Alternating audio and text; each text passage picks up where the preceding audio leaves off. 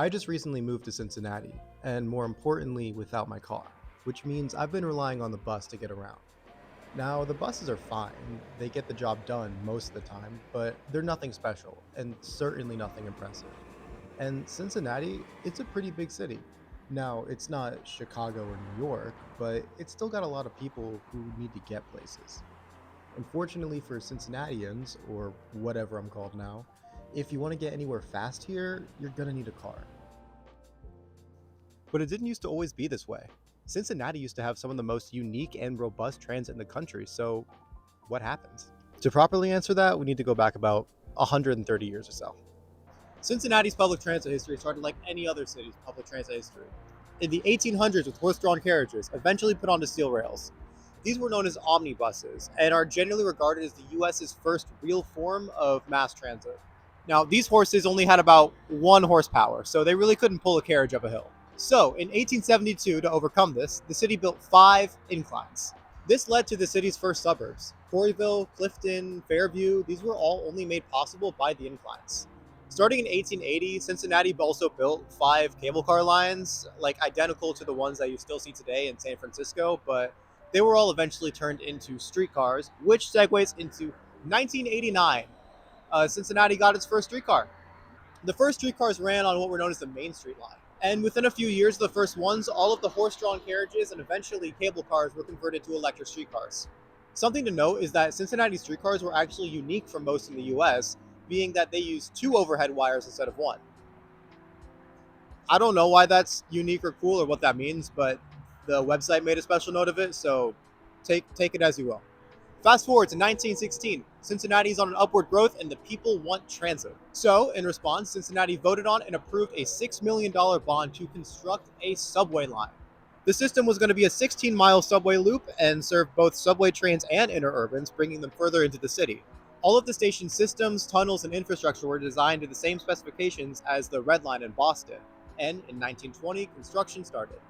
So, if they started building it, where is it at today? Well, some things happened. World War One, to be specific. That and the escalating cost of building materials meant that within 5 years, that $6 million bond ran up and construction never resumed.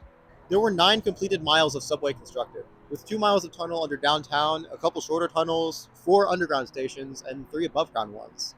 Actually, the reason I'm standing here specifically is because this is right above the sealed entrances to what were Cincinnati's subway tunnels. I would have loved to do the shot inside of them, but I've been told it is very illegal and I should not go in there. And with time, the right of way was, well, here, just let me show you. That is I-75. Here, that is I-75. From there, it's all kind of downhill. In 1948, the last incline was demolished. In 1941, the last streetcars were converted to bus lines, and the city ran a couple of trolley buses until 1965. In 2002, there was a plan called Metro Moves to bring 5 light rail lines into commuter service in the city, but it failed pretty bad at the ballot box. And that brings us to today, where the only rail in the city we have is a 3 mile streetcar loop that goes between downtown and a historic neighborhood, where the rest of the city is either served by Metro buses or Northern Kentucky buses. So that catches us up to today, but Cincinnati's transit needs still really aren't being met. So, what's the solution? Officially, the city's solution is BRT, or Bus Rapid Transit, but a lot of people don't really know what that is if you're not like in the sphere of transit. Basically, it's like a bus pretending to be a light rail line. BRT is supposed to have all the same qualities of light rail, that being a fully dedicated right of way or dedicated lanes, level boarding at all stations, and frequent headways, all while offering more flexible routes and much lower construction costs. BRT has actually been a trend amongst North American cities recently, with cities like Los Angeles, Cleveland, Albuquerque, Calgary, Indianapolis, Minneapolis, Montreal, and more all opening lines or systems within the past 20 years, with even other cities in Ohio like Columbus planning to build their own. In theory, BRT is a cheaper, more flexible version of light rail, with some pretty big asterisks. See, all of those benefits are what BRT is supposed to be, but that's just not always the case. See, I lied earlier. Columbus technically does have a BRT line. It's called CMAX. The problem is that CMAX looks like this. The stops look like this. And it doesn't seem to have any of the factors of BRT that make it more competitive than just the least reliable European bus route. Yeah, what's considered BRT in the US has become a very blurred line.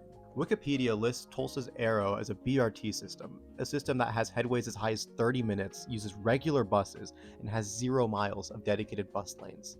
To meet the requirements of rapid transit, you need to have at least frequencies of 15 minutes. And that's not to mention that the stations look like this. If this is what's considered BRT, then Cincinnati already has BRT, it's just our express bus. So it's a pretty common story where BRT systems will overpromise and then just underdeliver. And you don't have to look far to find examples of this. Cleveland's Health Line was opened in 2008 and it promised all the perks of BRT: 5-minute headway, signal priority, and train like service, none of which have lasted more than a few years into the service. Right now, you're lucky to see 15-minute headways. The signal priority was shut off almost 15 years ago due to lawmakers getting tired of waiting to make left turns. I'm serious, look it up. And the service is anything but train-like, with stop spacing as frequent as 3 blocks apart, some of which even being a 2-minute walk apart. For reference, normal bus route spacing is about every 2 blocks or so. Needless to say, in the community's eyes, BRT can be pretty risky for them. But that isn't me saying that BRT doesn't have its genuine benefits over other forms of transit. Bringing us back down to earth for a second, we should look at where the buses are actually going. The BRT is going to cover the Hamilton Avenue and Reading Road corridors, which are currently served by Route 17 and Route 43, which are the 2 busiest bus routes in Cincinnati. They each see around 6,000 riders a day, which for local buses in the Midwest is not bad at all. With newer and faster transit usually comes an increase in ridership along a corridor, especially the further you get from a downtown core. People are less likely to take transit for longer distances if it's a slow mode like regular old city buses, and it's actually proven that transit maps and diagrams make cities feel more connected. Psychologically, putting things on the same map makes them feel like they're less far apart than they actually are, especially if the map is not to scale. So, according to Metro, each corridor has about 140,000 people living along them. Now, according to me, I have no idea where they got that number from. I went ahead and added the populations of the neighborhoods that they went through, and it's closer to about 70,000 per corridor. And if you go further than that and add the population of people that live within 15-minute walk of the proposed stations, I think it's around the same. The only thing that I can think of is that they're looking at where the current 17 and 43 go, which the BRT is not covering the full distance of those bus routes. Anyways, around each station, there's about on average 10,000 people who live within a 1 kilometer radius. I use this website called Population Around a Point to find this out, and it's pretty accurate.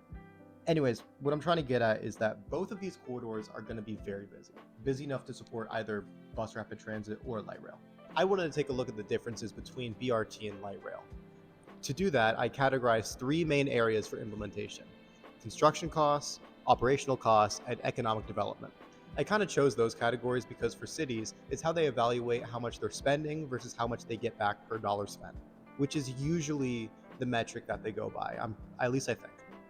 So for construction costs, what I found is that on average, BRT is about 3 times cheaper than light rail.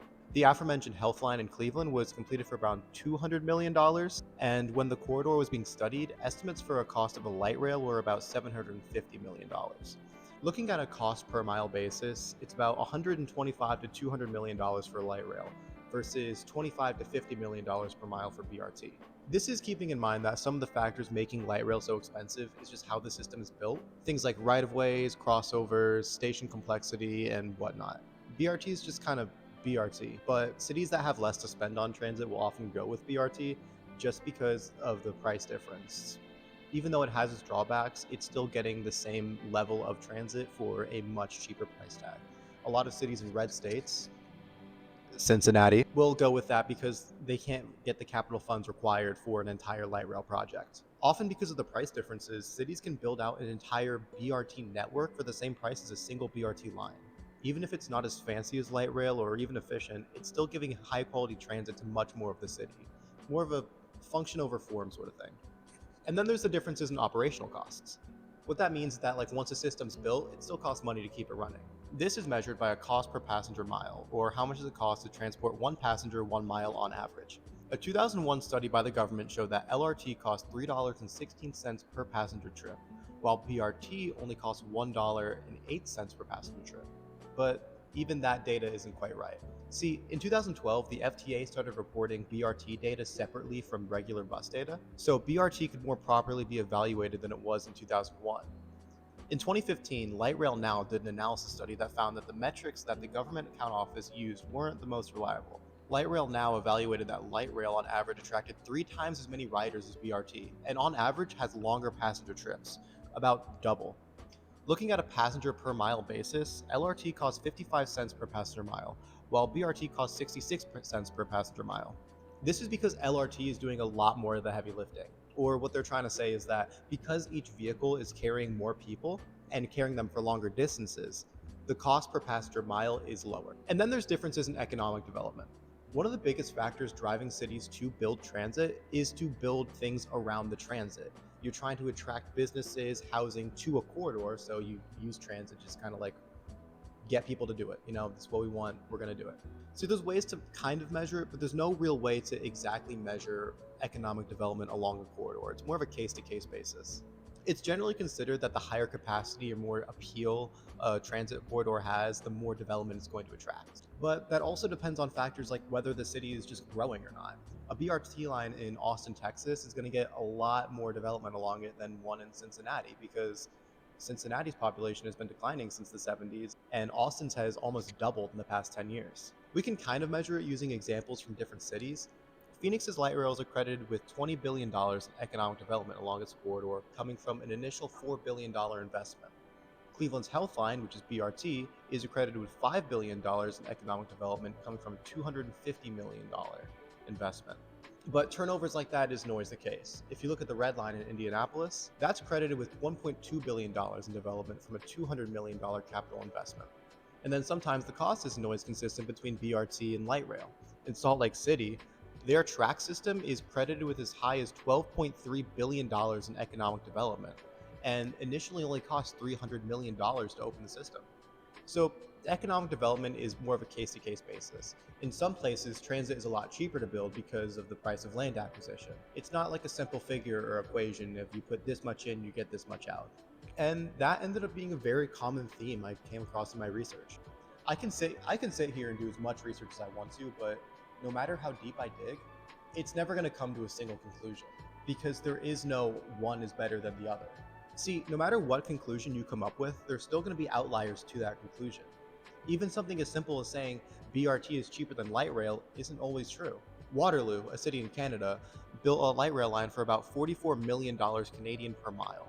That's on par with most new BRT lines. And there's examples of the other way around, with BRT projects being as high as $100 million US per mile.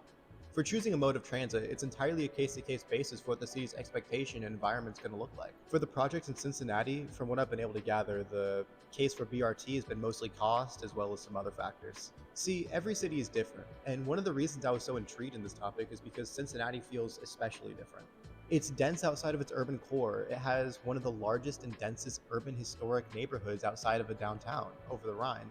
And being such an old city, most of the neighborhoods within its city limits are very dense, at least denser than you would expect for a Midwest American city. But unfortunately for Cincinnati, there's also something else that makes designing a light rail a lot harder here. That that's a hill. Cincinnati actually has a lot of those. Yeah, do you remember earlier when I said we had those inclines here that would bring like all the streetcars to the top and bottom of the hill? Yeah, those weren't just because we wanted to give the streetcars like a little break in the middle of their shift so they can rest. It was because trains actually have a pretty hard time going up and down grades. There's a whole plethora of scientific reasons, right? But main takeaway is steel wheels on steel rail usually doesn't make a lot of friction. Buses, on the other hand, buses are fine. They take it like a champ, right? If you remember back to the original subway design, you'll notice that the subway completely avoided the hill. But since that project got canceled, we decided to go and build a bunch of stuff up there, which makes it a lot harder. While it's not impossible to make a light rail go up the hill, it makes the bus option a lot more appealing. So, what's it going to look like? For people in Cincinnati, it's hard to imagine what the BRT is going to look like because we've never had it before. Matter of fact, it's the first new form of transit for the city since the streetcars over 130 years ago. And the renders they gave us only say so much. They don't say what riding the system's actually going to be like or what it's going to look like as it's going. Luckily for us, it's only about 100 miles that way, There's a city that has a system that's almost identical to what Cincinnati's trying to build. I think they even use the same buses. So to see what Cincinnati's going to get, we have to go on a little field trip. This is Indianapolis's BRT, which opened in 2019. It currently has two lines with a third under construction. It runs mostly on dedicated lanes, mostly center running, and uses these 60-foot Chinese BYD buses that are fully electric. They're actually pretty comfortable, especially compared to what Cincinnati's buses currently are. This system actually has the same level of infrastructure that Cincinnati is planning to have, so with all stations being accessible, fully sheltered stations with off-board payment, signal priority, it's BRT. It's BRT. But the biggest impact the system has is the way it actually shapes the city. You hear a lot about public investment here, economic development there, some other statistic, whatever. But they never actually say what that development or economic investment looks like on the street level. And this is what it looks like on the street level. New apartments like that popping up all along the corridor. And one of the largest hospital complexes being built right along it. And there's proof of this direct correlation too. This is a map from 2020 that shows the highest land value blocks in the city. Can you guess where there's transit? Cincinnati has a lot greater bones of an urban fabric than Indianapolis has, with just Cincinnati being a much older city. And Indy used to rival Detroit in automotive production if that says anything about its urbanism. The Red Line also created just a decisively more urban corridor. I'm standing on the edge of Meridian Street, which used to be 4-lane road that you wouldn't want to walk up unless you really had to. Today with the BRT, there's less traffic, more crosswalks, and with the bus lanes in the middle, it just feels like a nicer place to be. So if this is possible here, then good transit could turn Cincinnati into an oasis of urbanism in the Midwest. I didn't go there to say that Indy system's perfect, because it's not. There's an equal number of light rails that have their problems as BRTs that have their problems. On a real note, I'm not trying to hate on BRT or complain that they're doing the wrong thing by choosing the wrong thing over the other. If there's any takeaway from this, it still should be that any transit is good transit. Yeah, sure, buses might not be as pretty, fancy, or comfy as trains, but they still get the job done. I can personally thank BRT for getting me to school every day for 4 years faster and more comfortable than a regular bus.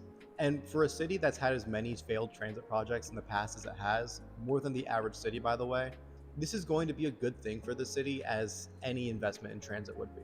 So, to actually answer the question, is BRT the right solution for Cincinnati? Yes. The city's probably saving like 3 to 5 years in construction time and hundreds of millions of taxpayer dollars, all while providing high quality transit that has proven itself in other places. Cincinnati's going from being served by just a bunch of 40-foot diesel buses that come every 20 minutes at best to a comfy new electric one that comes at every 7 minutes. Personally, I'm actually really excited to be able to just go to a bus stop without even thinking about checking a schedule, because I know that there's going to be a bus coming within a couple of minutes. People have their own bias against BRT, usually because they also have an obsession with trains and really wanted it to be a train. But objectively speaking, BRT is really good. Yeah, sure, it has its problems, but it's no doubt going to benefit Cincinnati in a lot of ways. And as BRT continues to grow as a trend in other cities, I believe that the narrative behind it will too. That's kind of all I had. Thanks.